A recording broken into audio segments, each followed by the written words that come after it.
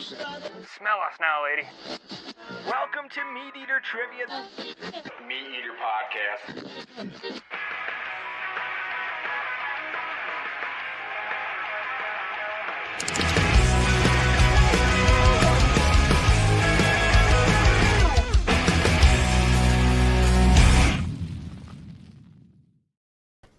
Welcome to MeatEater Radio Live. It's 11 a.m. Mountain Time. That's 10 a.m. for our friends in Fort Bragg, California on Thursday, September 11, and we're live from MeatEater HQ in Bozeman. I'm your host, Spencer, joined today by Cal and Seth.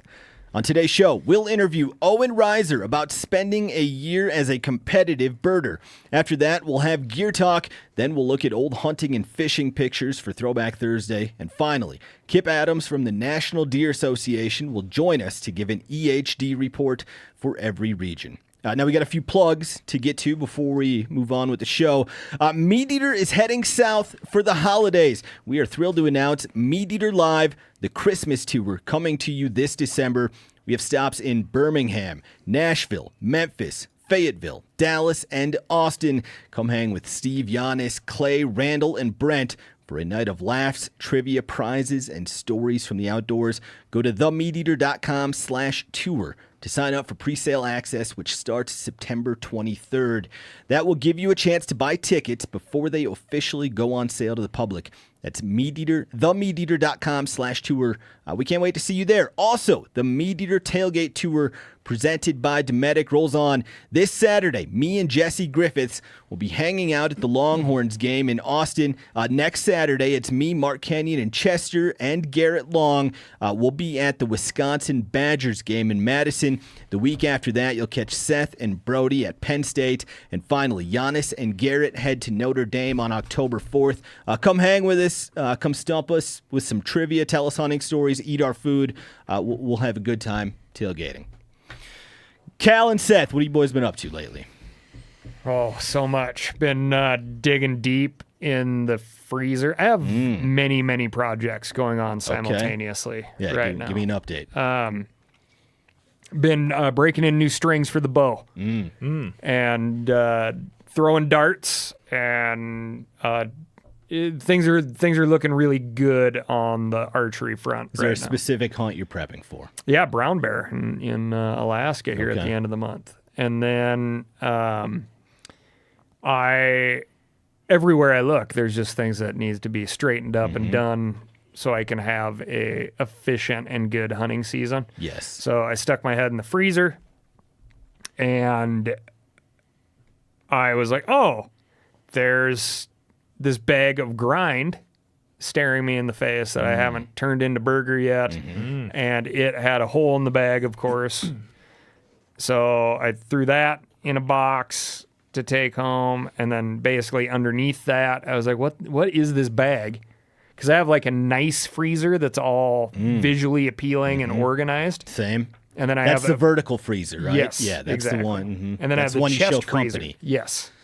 And then the chest freezer is like bulk yet to be refined. So like big roasts, shanks, quarters, sometimes whole birds, the big sacks that like grind, and things that I'm going to get to later on. Yeah.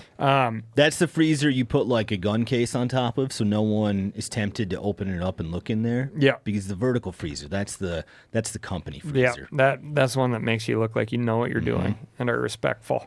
So I'm like, what is in this bag in the vertical freezer, the nice freezer? And it was these turkey carcasses that I realized that I didn't turn into stock because I ran out of jars during stock making season at the end of turkey season. So I threw those in the box, and then I got to looking around some more, and there's all this like random couple years collection of hearts, antelope and deer and elk hearts. So I threw those in the box, and then a bunch of tongues.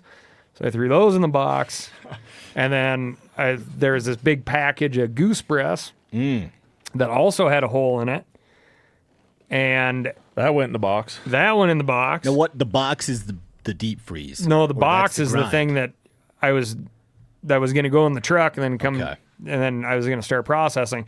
So literally this morning, I've been going to bed at like 11 o'clock and waking up at 4:35, getting all this stuff done. So I have the pressure cooker going, finishing off the last jarring. Right now? Yeah. Okay. Well, I turned it off to come over here. Sure. That'd be crazy, Spencer. It's just clarifying. And then I had one slow cooker with the goose breast in it. I was like, I'm gonna make like barbecue sandwiches out of goose breast, which turns out awesome. But I didn't label these things properly, and there were a big thing of corned goose breast. So I had like onions and all sorts of stuff in the slow cooker, and then I got to looking at them, and I'm like, oh, this is beautiful corned beef. Which, you know, so it's still going to be a good tasting sandwich. But then I'm like, God, you just never learn. And then I had another slow cooker with all the tongues in it. And I trimmed up all the hearts, and I put that in with the grind, and then ground all that stuff and made burgers out of that.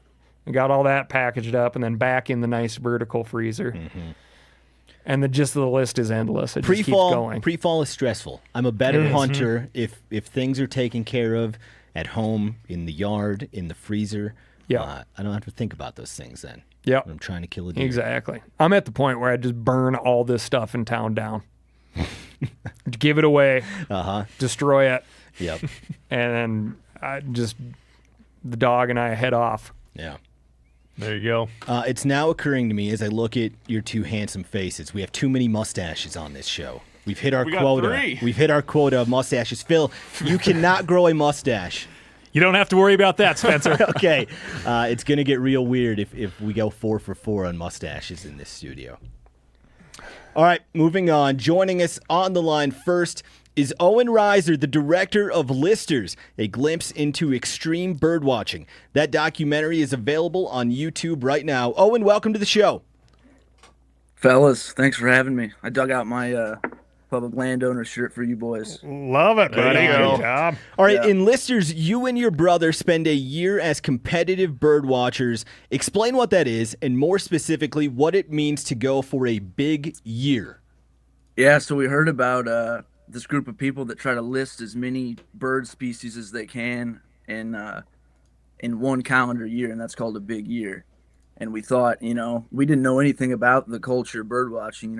We're big fans of the outdoors and stuff, but we never messed with bird watching. And we were like, we should try that. We should learn about extreme bird watching by becoming bird watchers, and that's what we did. And it was right, we made fun of them a little bit, but it's a great hobby, and we enjoyed the hell out of it. Before you tried doing this, what was your experience with bird watching? Exactly zero. It was zero experience. We knew a handful of birds, like the cardinal, the bald eagle, the junior varsity birds. We knew all those, but certainly didn't know what a rose-throated bucard was, or any of those. You know what I mean? So competitive birding can be a very expensive hobby, which you guys learn in the documentary, but you try to do it as cheap as possible. Tell us about some of the ways you saved money while traveling across the country looking for rare birds. Yeah, my brother and I are, I'd say, experienced dirtbags, so we knew how to live out of a car and eat rice and beans and tuna and all that kind of stuff, but yeah, most people doing a big year, we found out they spend hundreds of thousands of dollars to look at little birds, which is, insane. But we get it now. We understand. And, we slept in a minivan, spent the whole year on public land, basically, with the exception of 42 nights at Cracker Barrels across the country. Nice.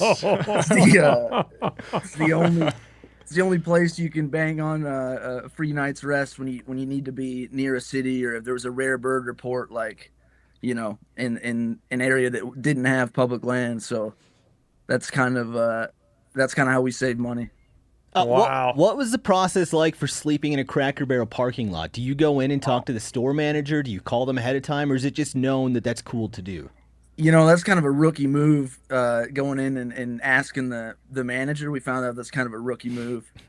You just kind of pull out back, and you don't even have to eat in the restaurant. And you shouldn't eat in the restaurant, let's be honest. I sat down with Clay Newcomb one time and watched him just devour Cracker Barrel, specifically the grits. I was blown away. The grits. We saw somebody maybe their last moments in their life in a Cracker Barrel parking lot. They evacuated the entire restaurant and they pulled somebody out on a stretcher. And Quentin has a line in the movie. It says, "From the grits to the gallows," because it's a war zone in there. What an adventure. During this journey, you learn about some of the bird watching drama. Tell us about stringing and more specifically Swallowgate.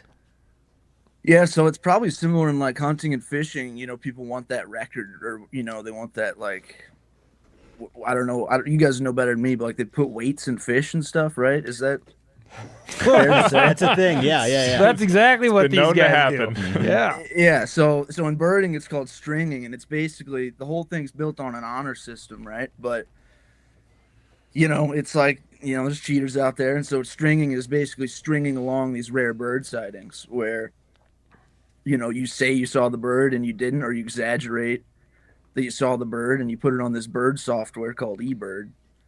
And there's a famous incident from like a decade ago called Swallowgate where a guy thought he said he saw a bird called a violet green swallow, and it would have been a state record for North Carolina. And a bunch of birders in the area got skeptical of him. They dug in, they found out where his location was on the date he said he saw the bird. And it was they somehow found his location, and then they dug into the metadata on the photo, and they found out it was like, didn't match the date he said it was at. And then they went to a bunch of natural history museums and matched the feather molt, the specific feather molt on this bird, and they were like, no, at this time of year it should have more white on this specific type of feather on the back of it, and like it's crazy. So they nabbed the guy. And he's kind of blacklisted from the community. So in the movie, I interviewed the guy and I got his perspective. And I kind of believe that he really saw the bird. He said he just faked the photo, and he was like a young kid at the time, but he explained it. I'm kind of on his side. Wow. I know. I love it. Interesting. I love it. At some point, you guys find out that there is a rare bird email chain, and it leads to a lot of new sightings. Tell us about that. Yeah, so about probably 2 or 3 months into the year, we found out we were missing out on a lot because there's something called the rare bird eBird alert thing. And so we went on there, and our numbers went up after that for sure. And you check this email thing, and a bunch of nerds basically just send out where they're seeing all these, rare birds. We saw one. We got one report of something called a cattle tyrant, and it was in Corpus Christi, I think. Yeah, Corpus Christi. And they just tell you the location of the bird. You just drive there, you look at it, you go nice, and you put it on your fancy little list, and you're good to go. All right, what's your favorite bird that you found in the big year?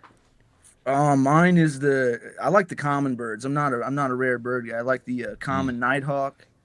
Big fan of that one. Quentin is a big fan of the Roadrunner standard, Okay, and what was the rarest bird you guys saw?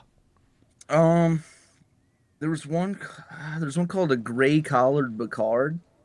It was like the first time it had been seen in the country. It's one of those. It's like right on the border of Texas and the U.S. So it like flies from Mexico from Mexico to the U.S. Flies from Mexico, and then you can count it on your big fancy little list. And then, if it's like 100 yards south, you can't count it. It's kind of one of those deals. But yeah, that one was super rare. And what's the weirdest place that you guys checked a bird off the list?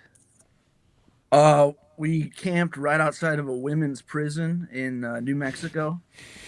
Some bad ladies in there, and we woke up in the morning and saw the first time we'd ever seen something called a Clark's grebe, and I'll never look at one of those the same again. They're out in the pond, just kind of right outside the prison there. A few times you guys had sightings that were actually rejected. Tell us about that. Yeah, again, they say it's an honor system, but we should have got a lot of emails that were saying, this wasn't the bird you saw, because we were so new at it, right? And they're pretty quick to take those away. But, it's an honor system, Yeah, so you call them the bird cops, right? Yeah, they're the bird cops. They're a vicious group out there. Did you side with them? Or were you right. like, no? No, they're definitely right, obviously. Like, we didn't know what we were doing, We were okay. Yeah. No, yeah. Okay, so your sightings are tracked on the app eBird, and that's who makes the leaderboard. I saw that eBird had over 1.1 million users last year. Tell us how many birds you saw and where you ranked among those million competitors. Yeah, so we saw 579 species of bird, and if you'd say that at the bar, it's not a great pickup line. Nobody really cares. But the record is now 758, and so they saw, 200. I don't know how to do math, but that's like a lot more than we saw. And yeah, there's the fact that there's people out there that saw that many more than us. It's a passionate group. And where did that 500 some get you on the leaderboard? Oh, that would be 23rd in the United States. 23rd. That is very impressive. Yeah. They Now, make if a someone trophy wanted for to, that. there we go. If someone wanted to get into birding but doesn't know where to start, what advice would you give them?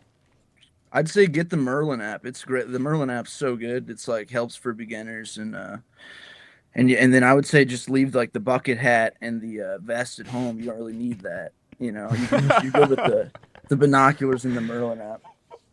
Okay, very good. Listeners, a glimpse into extreme bird watching is available right now for free on YouTube. It's a really fun documentary. Everyone should go watch it. Owen, congrats on your big year, and thanks for joining us. Thanks, guys. You guys rule. Keep it up. Hey, business opportunity out there too. If you're not finding gals at the bar with your bird list, you build the bar and they will come. Dude, that's a good idea. Yeah, Look into yeah, that. that's freebie That's for you. for free. Bye, Owen. Thank you. That was awesome. See you, boys. In the documentary, they also discover they get an old birding book, and it's got all these bird hotlines you can call, and they call like 50 of the numbers. Only one is still working, and it's in Ohio. And they learn after they're talking to the person on this rare bird hotline who's giving them an update on where to find some rare birds, that it's an Amish hotline, which hit close to home because we know that our podcasts are all available on an Amish hotline as well. So shout out to the Amish folks who are dialing into some phone number and learning about where the rare birds are and listening to Cal of the Wild. It's citizen science. It's awesome. It's great. It's super cool. Yeah. Any birding interest from you two? Well, I like to keep track of some of them birding websites if I'm trying to figure out where birds that I would Pheasants. like to hunt are. They do pop. That's a dirty little secret out there. Yeah. Mark Kenyon and I, we put the full-on sneak on some birds in Alaska when we were up there in the Arctic Circle with the Merlin app. Mark with his Merlin app fully extended, trying to get a bird call to identify some birds. That was very fun. Yeah. Yeah. Lost a camera feed here. I don't know what happened. And the Merlin Fix that. app. You can keep talking. Everybody can hear you. They just can't see you. I just busted it out the other day because we had this group of hawks that got really friendly with our backyard. They were like tearing squirrels and stuff What open kind of on hawks? Well, I was like, oh, it's a sharp-shinned hawk. And I'm like, oh, no, it's a rough-legged hawk. And then finally I was like, oh, I got to re-download the Merlin app. And it's a Swainson's hawk. Okay. And they were super cool. Yeah. They've kind of moved on. My interest in birding is I don't like not knowing what I'm looking at. If I'm like out in nature deer hunting and see some bird I'm not familiar with, it's annoying if I don't know like the name of that thing. Yeah, So I I agree. don't like that. It's also fun though to like in the duck blind, people be like, oh, and I just say bop, B-O-P, bird of prey, Okay. bop. And that gets the message across. We don't shoot those. Right, exactly. That Merlin app is one of my favorite things ever. So impressive. In the springtime, when I'm turkey hunting, I'll just turn that thing on and set it down next to me as like the woods come alive, and just like all the different birds that pop. I like just seeing how many different birds I can get on That there. is, the audio part is really amazing because for whatever reason in my brain, it's going to be like, it's going to identify one bird, but it's all the noises, Yeah. which is, it's awesome. It's great. Owen and his brother, they try to trick the app and like use a flute to play a bird call, and they successfully do it in one instance. They're able to replicate, I don't remember what the bird is, but they do it well enough to make Merlin think that they are that bird. Oh, great minds think alike. I tried to do that and it didn't. We were in Alaska one time bear hunting with Clay Newcomb, and we were trying to get him to trick the old bar dowel. Ooh, did And it work? It worked. Yeah, Hell yeah. He was able to trick it. Cool. Yeah. Heck yeah. I Give him a ribbon. Yep. thought I had the right shrill for the Swainson's hawk, and Didn't work. nope. Again, Owen's documentary is called Listers. It's available on YouTube right now. All right, our next segment is Gear Talk. Let's talk about gear, baby. Let's talk about scopes and beats. Let's talk about boots and binos, camo patterns with yon knee. Let's talk about gear. Let's talk about gear. Let's talk about For Gear Talk, each of us has a gear review for you today. Seth, start us off. All right. The piece of gear I'm talking about today is this right here, ski goggles. It's something that probably a lot of hunters don't think about carrying with them. No. You're not a skier, are you? I've never skied before, and I probably never will. Not a snowboarder? Not a snowboarder. God, that's a long time to go without skiing for living in the Mountain West, the inner Mountain West. Yeah, I just do other things. When Well, it's ski yeah, season. I hear you. We were talking before the show started about things that you end up having to do Yeah. as an adult. And I think at a certain point, Seth, it becomes a thing. Like, I'm not a skier. I'm just never going to ski. And so, Yeah, I've just like more incentive to not go skiing. Oh, I've gotten to the point where I'm like, I'm never gonna invest in, like, I could go buy a bunch of like Rapala lures or Sure. something. I'd rather do that than buy skis, whatever. So why do you Anyway, have ski goggles? Ski goggles. Investment. How's your portfolio, Seth? Great. I just got some Rapala lures. A bunch of A DT10s. lot of shad wraps. Still in the box. So ski goggles, I use them a lot of times in the winter, like if there's snow on the ground when I'm hunting and it's blowing snow. Yeah, I'm tracking on that for sure. Eastern Montana, when it's super windy, no snow on the ground, and you're just. I one time was walking with the wind at my back on a real windy day, and I was just in a bunch of dusty type ground, and like It's catching you the get eddy. you get like an eddy in front of your face, and you're just eating Oh, yeah. dust all day. So Yeah. ski goggles for that, and then anytime you're on a skiff in colder weather or rainy weather, there's a picture on here, Phil, of me in a skiff in Alaska, wearing these same ski goggles. There you it go. was raining, 10 minutes before this photo was taken. We were on a blacktail hunt up in Alaska. Keeping your forehead warm. Yeah, just wear. I wear them all the time. It's like listening to Bubba Gump talk about shrimp over there. Yep, ski goggles. Cal, where do you stand on ski goggles for dogs when they're hunting? Boy, I think they can be a good idea. Does Snort ever wear them? No, these seasons vary so much for us. When we were like really getting after it, the amount of doctoring of her eyeballs that was going on every day was pretty intense there for a while. And I was like, I am going to get this dog doggles, as some call them. And are those made for dogs, or do Yep. you just use like Seth's pair? No, there's a couple of companies out there, and because it like started in the tactical world, and then of course became hip. Those tactical things become so hip that we have to have them. But and then like folks who use dogs for crane hunts, it's good eye pro for them because cranes can lash out at dogs' eyeballs. But yeah, once you get late in the season and your dog's been running hard through like sorghum and really abrasive grasses, they lose all the hair around their eyeballs, and then and their cheekbones and stuff start looking real tough. Yeah. And they just get a lot of seeds and dust and If you're hunting around cattails and those things explode. yeah, exactly. Yeah. So it's not a, like, I don't look at it and be like, ugh, poser. Like okay. there's a legit use case. And yeah, I mean, yeah, yeah, it's not like your weekend warrior type of thing. Like dogs handle that stuff just fine. You approve. Yeah. I do. All right, Cal, what are you reviewing for Gear Talk? Well, I had a couple of directions I was gonna go. He's reaching in his pockets. Deciding as he rifles through his blue jeans pockets right now. Let's see what he's going to pull out. Did we lose it? Now he's looking on the ground. Oh. Yeah, sorry. There it is. His keys? Nope. His hoodie. Well, No, he's reaching past that. I wanted to find something economical. Okay, he set his sunglasses aside. There it It's is. not those. What do we got in Cal's If hoodie this hoodie pocket? could talk, buddy. Oh. Phelps Predator call. Mm.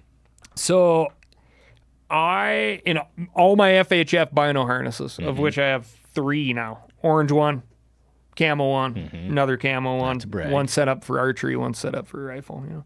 I either have a external reed cow elk call or a predator call. And either one has year-round applications because you can use that external reed cow call as a predator call, but it's also good at just like stopping deer.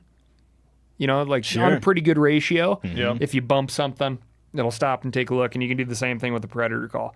Predator call, you get like one shot at it because if you reef on it too much, you can just blow all the deer out of the country. Give me an example of what it would sound like if you were trying to stop a deer. Right now. Oh, I just go, Okay. That works. and yeah, it can work. But then for bringing in the critters, I suggest like crying like a baby, Sure. like in your brain. This is how I do all my calling. I have like the conversation in my head, motivation you could call it, but I am like a baby human child left out on the prairie, exposed to the elements. That'll get him going. There you go. Yeah. Yeah. I hunted with some very good predator hunters when I worked at Peterson's Hunting Magazine. And this was a decade ago. And it was around the time when I feel like e-collars had hit their peak. Like everyone either had one or was about to get one. And they had now flipped it to the other way where they were like, mouth calls are now the way to go because every coyote in the country has heard that e-call sequence of a dying jackrabbit or the Tweety bird, whatever. So they liked the variety you could give yourself with a mouth call. Yep. I mean, variety in all things. I used to just archery elk hunting used to be everything to me for, in between live dogs and that dead dog time. You get real obsessed with the things that you're not normally doing when you have good dogs. And I would often replace my cow calls, but I would buy one brand new cow call that I had never used before. Just betting on the fact that it's going to have some pitch, tone that I wasn't currently in my repertoire and nobody else was using. So like I used a big Woods Wise cow call that I found in some bargain bin someplace. You felt like that didn't sound like much else that dudes were blowing on. Absolutely. Yeah. Yeah. Yeah. It was totally different. Yeah. All right, for Gear Talk today, I am reviewing gas cans. I haven't owned a good gas can in my adult life. The only good gas cans I've ever used were pre-2009 gas cans, which is when the new EPA regulations went into effect. And I was trying to recently explain to someone that old gas cans are something that sons are going to fight over in the will someday, just because they were such superior products like 15 years ago. So here is my plea to the audience. If you know about a good gas can, email radio@themeateater.com with the subject line gas can. I'm going to compile your recommendations, and then I will share them on the next episode that I host in 2 weeks. There has to be a good gas can on the market. If you know what that is, please email me so I can share that with everyone, and then we're not going to be pissed off anymore when we have to like fill the snowblower or the boat or the side-by-side with gas. Again, that's radio@themeateater.com, subject line gas can. Do either of you boys have a good gas can recommendation? Well, my little hot tip is you buy a gas can and they all come with the freaking BS safety. That's the 2009 problem. I've never spilt more gas in my life. Agreed. Until they switched to that system. Yeah. When It's so true. That thing, it like either wants to give you all the gas or none of the gas. Yeah. But you can go to like a hardware store or something and buy like, or go on Amazon or whatever, and buy like aftermarket gas can nozzles that are just like doesn't have all the BS. Maybe that's the hot tip. Yeah. for whatever reason, the high volume cans never work. But I have a low volume, it's like a half gallon for that I just tote around for the generator when I throw it in the camper, and that's got the weird like no drip plunger deal. You know, you hook it on the edge and Yeah. and that thing works great until it sticks on occasion, and then you're just like, I had this happen the other day. Yeah. I had some gas in a gas can that I was like, if it's probably going to sit here for a while, so I'm just going to dump it in my truck. That way it gets used. And I'm frightened to put gas in my truck with any of my gas. half of it went down the side of my truck and made a big old puddle on the sidewalk. yep. Someone listening, though, they know about what the best gas can is. Maybe it's like 20 of you. Oh, we got Again, Vermont Millennial Homesteaders is suggesting Sten's No Spill. Okay. That can build up some pressure when you first open it. All right. Okay, again, radio@themeateater.com, subject line gas can. If I Makes was you running, feel like you're gonna die in a tragic gasoline fight accident. yes. If I was running for president, that's just something I'd campaign on is old gas cans. And I think that issue alone would win me a few states. Oh, I guarantee Totally. it would. Pe- Yeah. People want a good gas can. Yeah. And then you could be like, and what's the deal with these new 6-pack holders? Here we Can't, go. well, can't we go back to the old? That'd give me a couple more The old states rings. alone. All right, let's take a break for some listener feedback. Phil, what's the chat have to say? Titus asks, hey, Cal, have you ever chucker hunted in Montana or heard of anyone doing it? Yeah. Chucker are listed as a game bird in the state of Montana. Have you ever done it? No. Little devil birds. All right. Nate is asking for a good venison breakfast sausage recipe. Last attempt was a 75-25 mix with some pre-made country sausage. Nate, we have a recipe on our website. It's literally called the only breakfast sausage recipe that you'll ever need. It's from Danielle Pruitt. Go check that out and make that your starting base. And then if you want to make adjustments from there, like it needs more fennel, needs a little more spice, I think try to start with that recipe and see where that gets you. Seth, Cal? I think that's great. I like sage is like the only ingredient in breakfast sausage that like I want in my breakfast sausage. Yeah, I've made breakfast sausage a couple times and just never turned out like I wanted it to. So. Danielle Pruitt's recipe, the only venison breakfast sausage recipe you need. Danielle is just very, very pro. Like she tests everything, and she's again professional. Yeah. Like very good. Yeah. Keegan, this is a question for Seth, I'd say, asks, what batteries/tricks does the crew use to keep camera equipment charged throughout long hunts? Carry a lot of batteries. Yeah. There's not a whole lot you can do out there as far as charging. I mean, it depends. Some spots, like if we get flown in somewhere and we have like a plane where we can haul gear, we'll like drop a generator at a spot, and like we've done that in Alaska, where we can like after a couple of days come back and charge. But it's just like on a long hunt when you don't have any access to charging stuff, you just got to carry a bunch of batteries.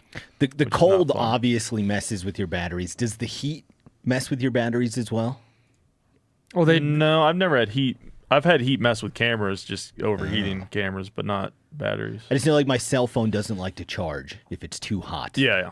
I wasn't sure if your camera had similar issues. I've never run into that. No, all these rechargeable batteries, they all just slowly degenerate over time. So even if you're stockpiling fresh batteries, if you're on day 7, 8, whatever, you pop that thing in and it's going to be 20% under what you think it should be, right? Yeah. Don't you think? Yep. Yeah.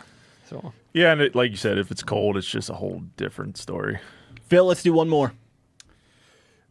Sure thing. Brad asks, what's the most disappointing loss of meat you've had due to spoilage or a broken freezer? For me, it was I killed a deer a few years ago in Wyoming that had CWD, so that wasn't spoilage or broken freezer, but like I had gotten all the boneless meat home. It was ready to get like put away nicely in the freezer and be eaten and processed. And then when the CWD came back positive, It just went into a landfill. No one in the office was interested in giving it to their dogs. I don't blame them. So that was a bummer to lose a deer to CWD. What do you guys got?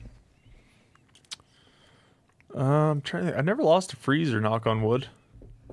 I lost the most disappointing by far and away. This just a funny story popped in my head when we were like very, very poor dirtbag college kids. I was like guiding and building houses and going to school, and my mom gave me like a 5-bone rib roast for, it must have been my birthday. So a prime rib, fatty beef prime rib.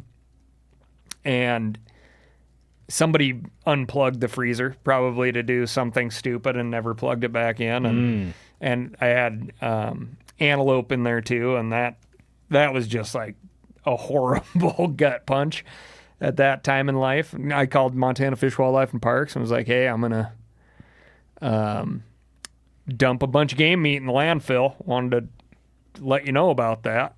And they're like, oh, okay. And they recorded it so I wouldn't get dinged with wanton waste. And the guy's like, so you're just going to toss the whole freezer?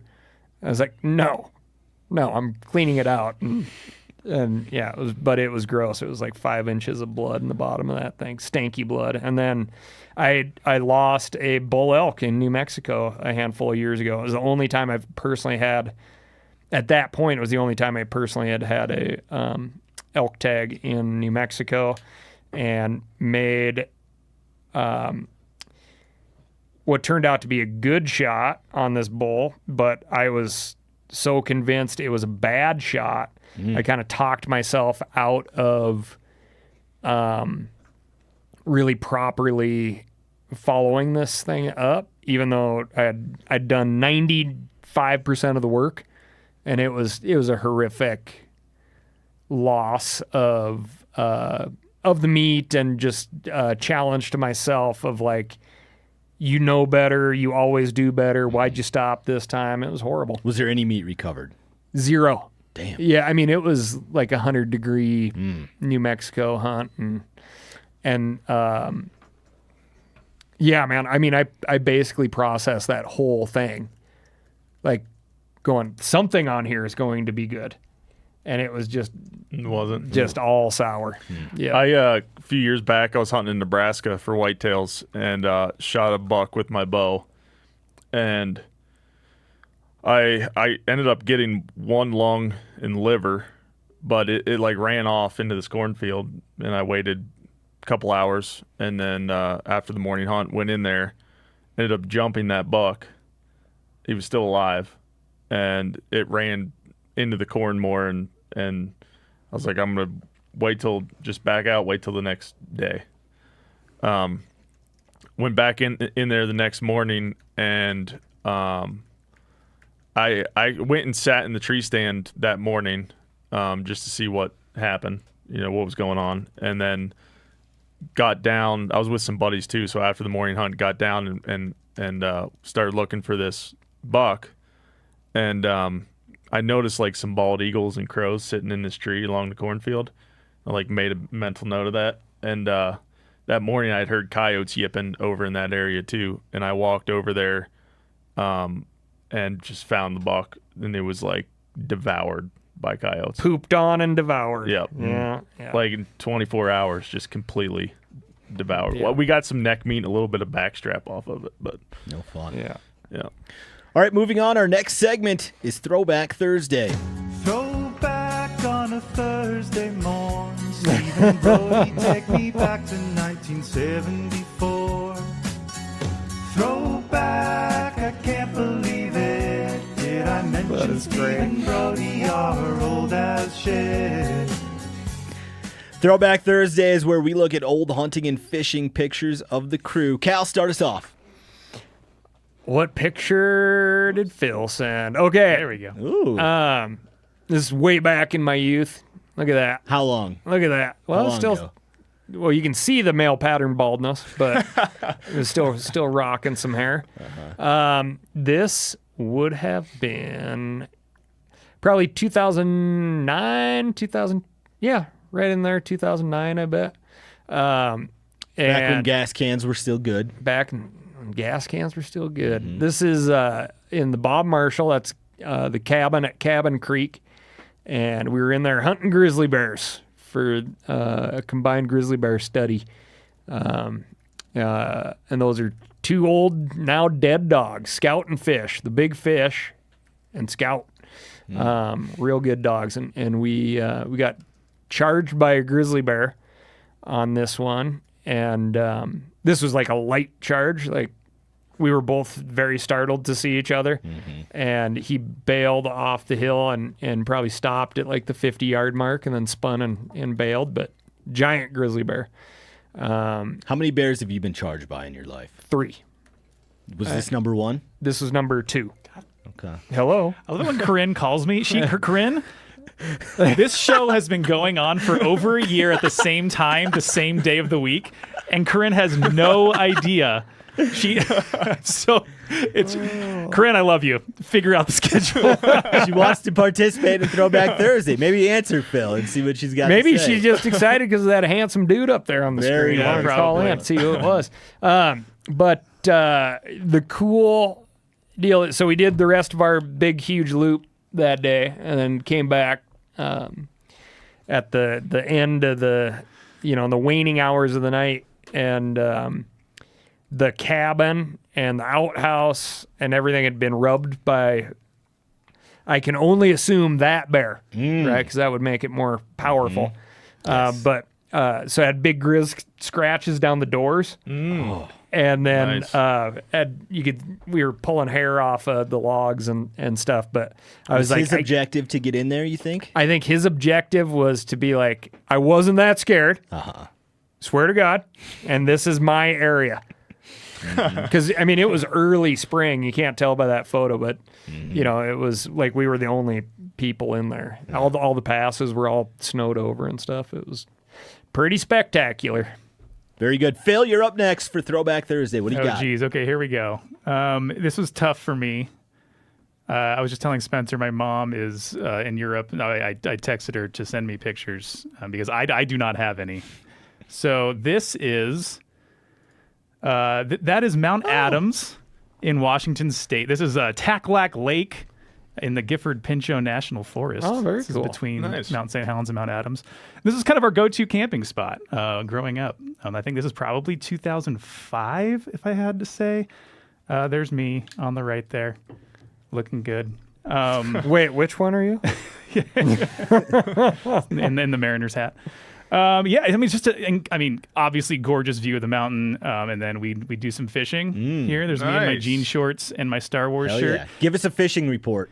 Well, that was my next point. If you see in all of these pictures, it's just me with a rod. I actually don't have any fish in my hands. Why is that? I couldn't tell you. You can do the investigating yourself. These are the only pictures I think I have of me fishing at all growing up. Okay. So You didn't stick with it, Phil.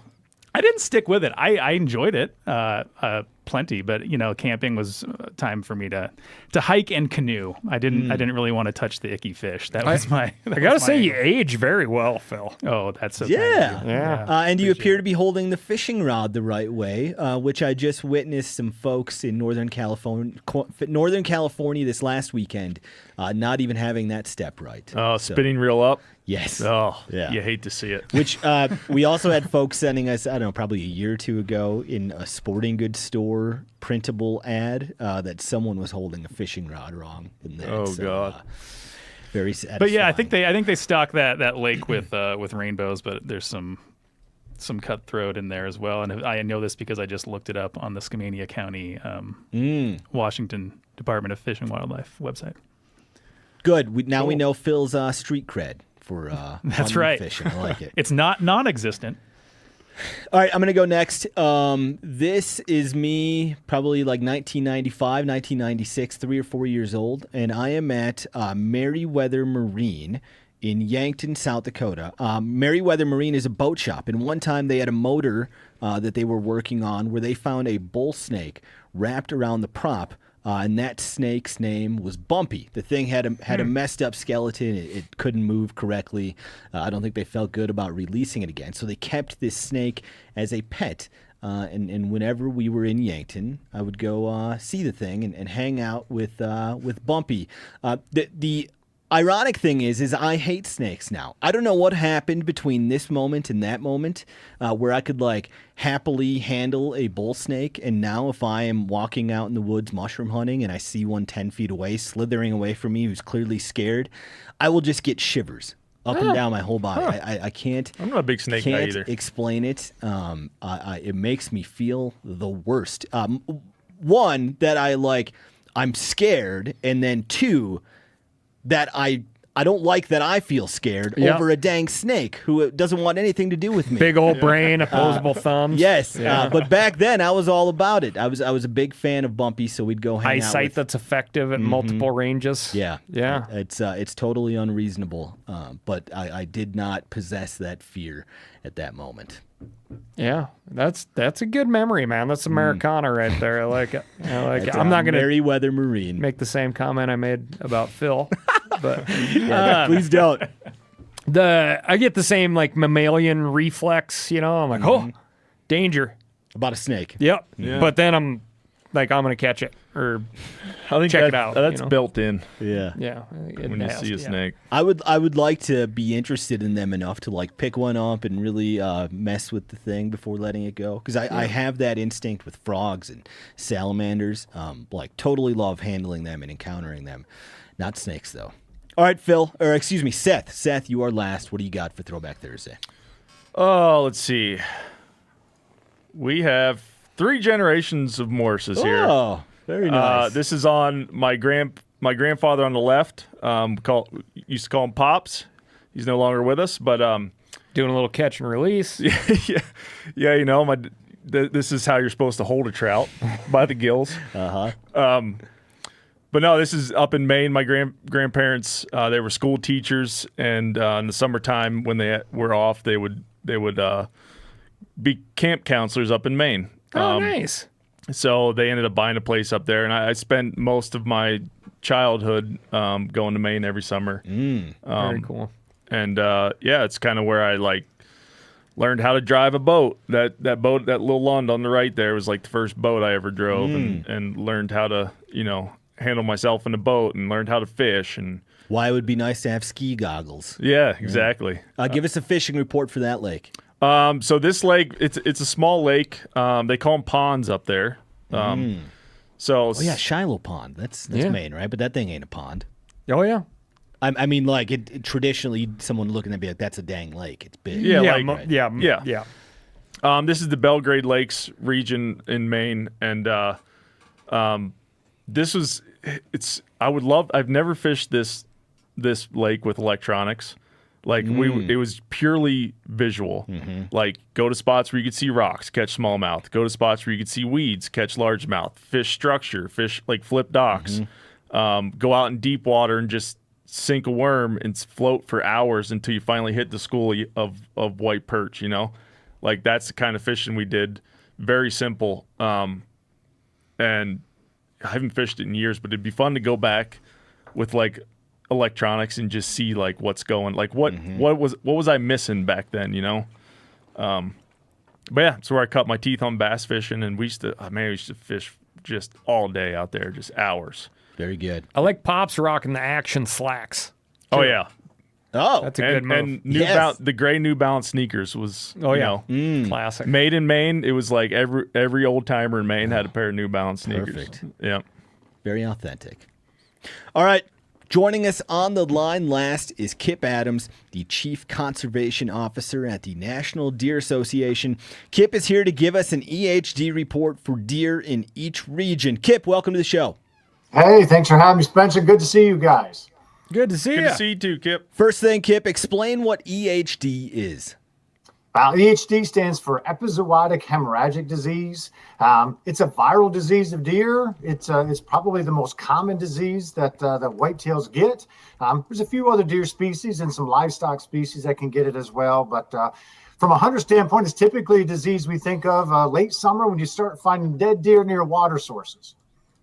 Yeah, what are some of the signs that we can look for to determine that a deer died from EHD or maybe something else? Yeah, since it is a virus and it is a hemorrhaging disease, we often can see, like red puffy eyes, thick tongue. The rumen can get all messed up. From a hunter standpoint, though, basically, these are the deer that because they have fever, they end up near water sources. So we find them dead in ponds and ditches and creeks and the likes.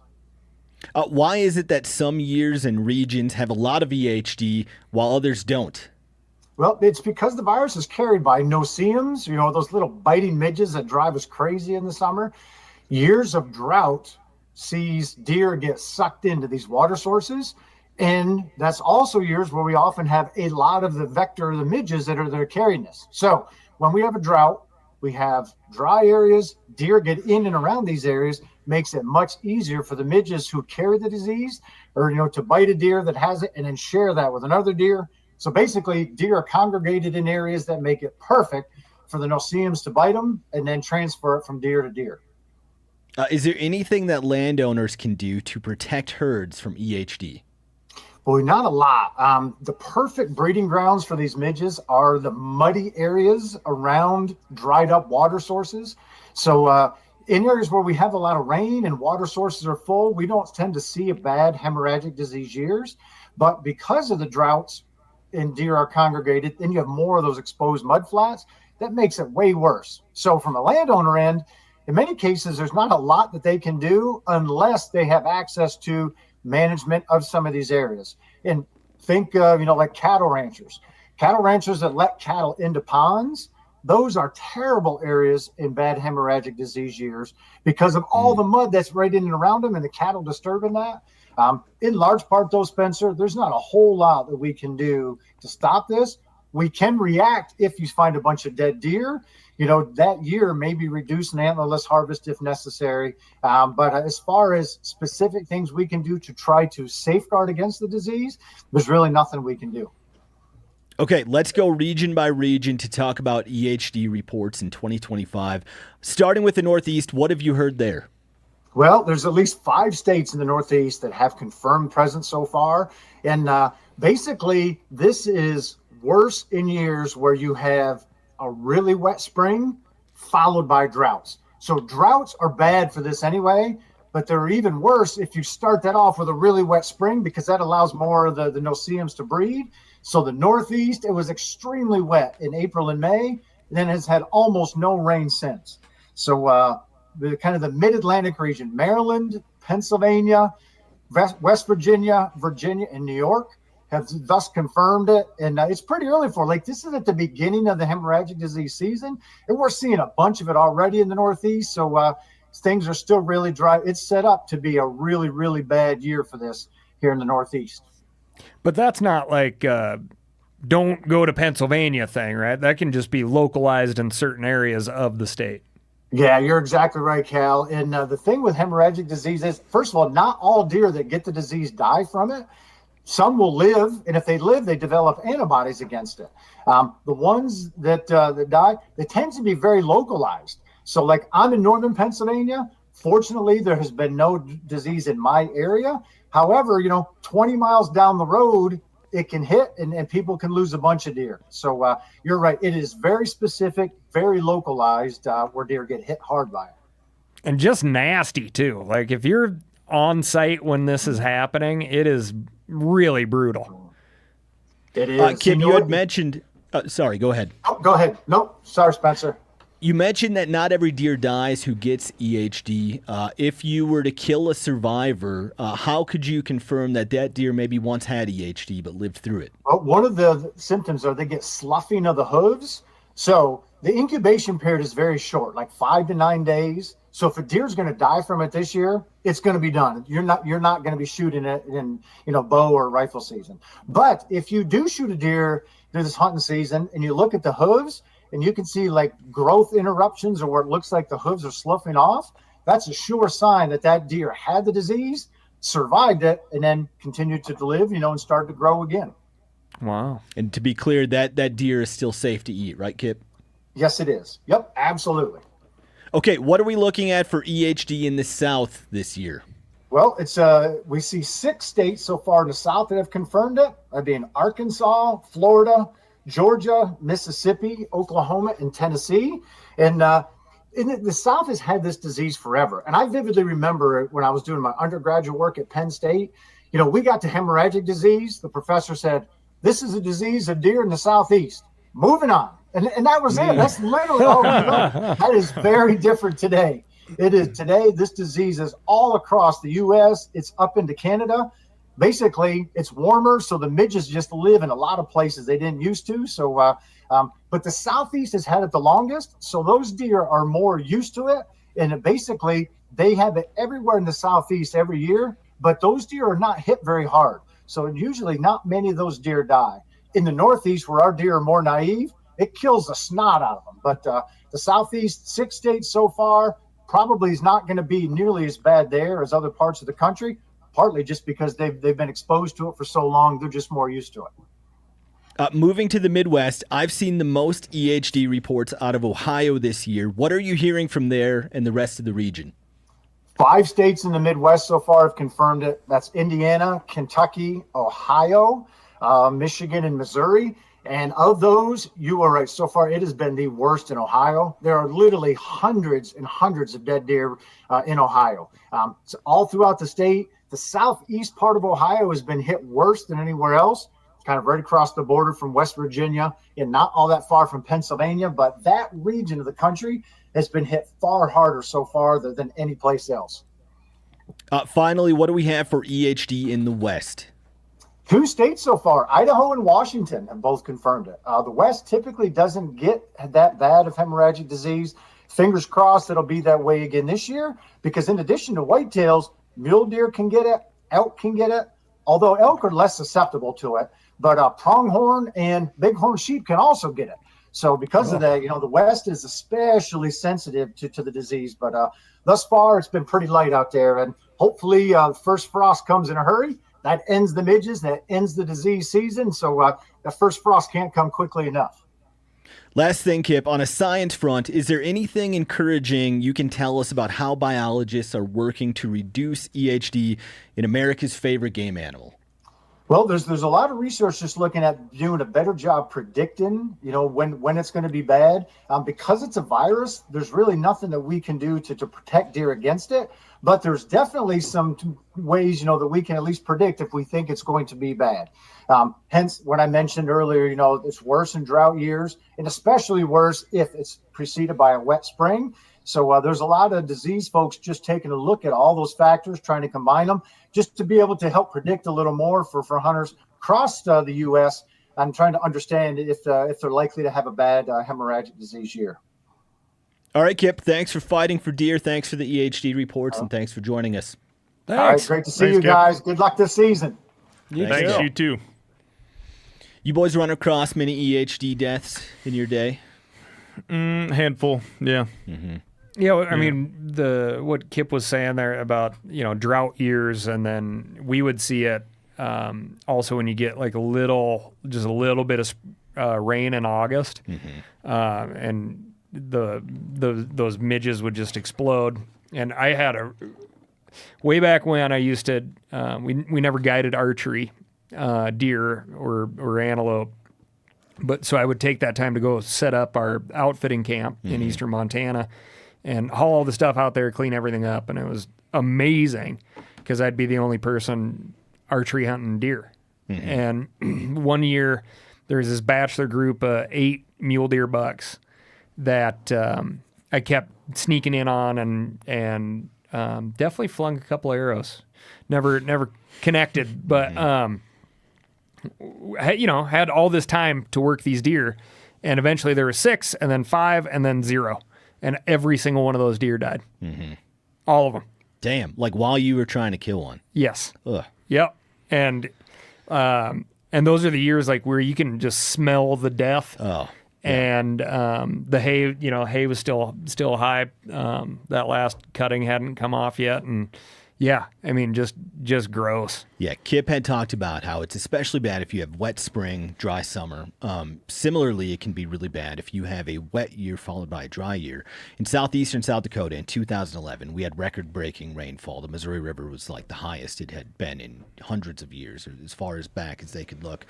And then 2012 was an extreme drought. So we had an extremely wet followed by extremely dry. And I personally found probably 20 dead deer that summer that died from EHD. And what I'll always remember is the smell, Cal. Just brutal. And you could like follow your nose right to where a dead deer would be. And we could be catfishing on the Jim River in, August. And you would know that like somewhere within a mile and a half of here, there are 3 or 4 dead deer from EHD right now. Yeah. And you'll just like never forget that overpowering like stench of death. And now when I'm outside, it's like very easy to confirm like, oh, something died over there a few weeks ago because of that 2012 year finding all those EHD dead deer. Yeah, I knew folks who would travel around with their sawzalls. Just whacking skull caps off. Yeah, just pulling deer heads off. Yeah. A couple years ago, my wife shot a mule deer out in eastern Montana that the hooves were sloughing. Was that the cactus buck? Yeah. Yeah. Yeah. I don't. I think they're related. Yeah, that it was cactus buck and it had the messed up hooves. Yep. Cool buck. Real cool buck. So the part of South Dakota I was hunting in that 2012, they responded appropriately and cut back tags an enormous amount. And it sucked, but then I personally had a theory that we were going to come out of this and be in like this golden age of whitetail hunting for that area because these deer were not being bothered for years. If there was like a 1.5-year-old, a 2.5-year-old that survived EHD, and then all of a sudden the tag count in that county went from 1,000 to 50, those bucks just lived for a couple years not knowing what it was like to be hunted or bothered. So I really enjoyed that. Kept me going like, oh man, this sucks and the deer are gone. Right. Yeah. But there's gonna be some dumb deer after this. Yeah. Randall Williams said that on his trip through Ohio, he saw like yard signs saying stop the deer hunt because of EHD. Yeah, it's hard to argue with those folks. Yeah, I have some cell cameras out in Pennsylvania right now, and there's some bucks that were running around that I haven't seen for a while. So hard to say what happened. They could still be there, but yeah, hopefully it's not that. All right, that brings us to the end of this week's show. Phil, let's get some final feedback from the chat. Sure thing. Last call for questions. This is from Nate. He says, I am a bad cook. Or am I a bad cook? Or are some birds just impossible to get the skin crispy, even among the same species? Cal, what do you got? Yeah, Cal. Very hard. I mean, you have to dry the heck out of that bird. So score the little fatty bits, just enough to like scratch the skin and allow that moisture to come out. Rub a little salt on there and then hang that thing up in front of a window or even a fan and like get it to desiccate a little bit. And that's your best shot. There's some other, I never followed up with him. I was talking to a food scientist, super nice dude out of Oklahoma, and we were debating about baking soda as this hack for getting dry skin on birds, which is sometimes used with like big turkeys and stuff. And there's some food science in there. I'll dig that up and we'll maybe write an article or something on it. But we were singing the praises of Danielle Pruitt earlier. She has an article on our website, themeateater.com, how to get perfectly crispy skin on game birds. In about 800 words there, she gives you all the details you need to know as far as how long to dry it, how much salt to apply, if you want to do a wet brine instead, if you're going to throw this thing in the oven in a cast iron skillet, what the temperature should be. So again, go check out Danielle's article, How to Get Perfectly Crispy Skin on Game Birds. But if you're talking like a quail, a dove, Hungarian partridge, even sharp-tailed grouse, all those birds are great in the deep fat fryer. Yeah. And that skin's crispy. Mm-hmm. What else you got, Phil? First, this is from a different Nate. He says, Spencer, my kids just picked up their 43rd, 44th, 45th, 46th, and 47th Junior Ranger badges last week. And they also found 2 fossils at Badlands and got a special patch for that. Good So on you, shout out Nate. to Nate. That's awesome. Kids. That's good parenting. That's fun for them. I bet they appreciate it now, and they're going to appreciate it in the future. For sure. Ethan asks, Cal, thanks for mentioning the fawn situation I sent to you on Cal of the Wild. What sources should I send people to about CWD other than Uncle Ted? Thanks a bunch. Before you jump in, Cal, I will say in about a week and a half, I believe you've got a pretty all-encompassing podcast that Cal is actually a part of with the Turkey Doc, Mike Chamberlain, but also one of his buddies, Mark Reuter, who studies like free-ranging disease pathology, or it teaches it at the College of Vet Medicine at the University of Georgia. So that's a pretty wide-ranging conversation that Steve has with them. But Cal, if you have anything else. I would wait for this podcast to come out because it's got the most up-to-date information on CWD. And it's if you're interested in it, it is a very good podcast. It's going to be a great source for people to be up to date. The nuts and bolts of CWD right now is you need to turn in your information, lymph nodes, report deer that you find that you think may have died from CWD. The push is to manage like hyperlocal for CWD. So if you have, let's say you have a CWD case here in Los Angeles, the entire state isn't going to start reducing deer numbers. And in fact, now, because they're trying to figure out where each county, each region, each CWD zone is on the scale of CWD on the growth scale that they can plot very effectively now. There may be instances where that data says don't harvest does. We need to help the population rebound. On the other side of the scale, it could be harvest more deer, especially the bucks. Don't let them go because we're going to try to knock it down and get CWD to stabilize at ideally a lower prevalence rate. So do what they tell you to do. Don't be transporting things all over the place and disposing of spinal columns and brain buckets in places where deer can come in contact with them. Take them to a landfill, find your local Doug Duran with a good deer dumpster, and get those things taken care of properly, and turn in your lymph nodes. Help build this base for good, effective scientific management. And our last guest, Kip Adams, he's from the National Deer Association. They do a great job of having common sense takes on things like this while still balancing the science. So go check out what NDA has to say on stuff. They'll also do a nice job of explaining things in layman's terms. So Ethan's buddy could come away from that, have a better understanding of CWD. Yep, for sure. Mogor wants to know what each of your longest hunts in the backcountry was, like the longest stretch of time you were off the grid. Cal, what do you got? Oh, it just makes me cry thinking about the good old days. I had many trips in that, like, probably sub 15-day range, but between 10 and 15 days. Like, lots of those trips. And, guiding's a little bit different where you stay back there and the clients kind of rotate in and out. So a couple of months here and there. But as like a good, solid, I am hunting backpack trip, I would say on average like 13 days. I don't have any real impressive backcountry stats like Cal. My longest deer hunts, though, where I'm just like car camping, sleeping in a tent.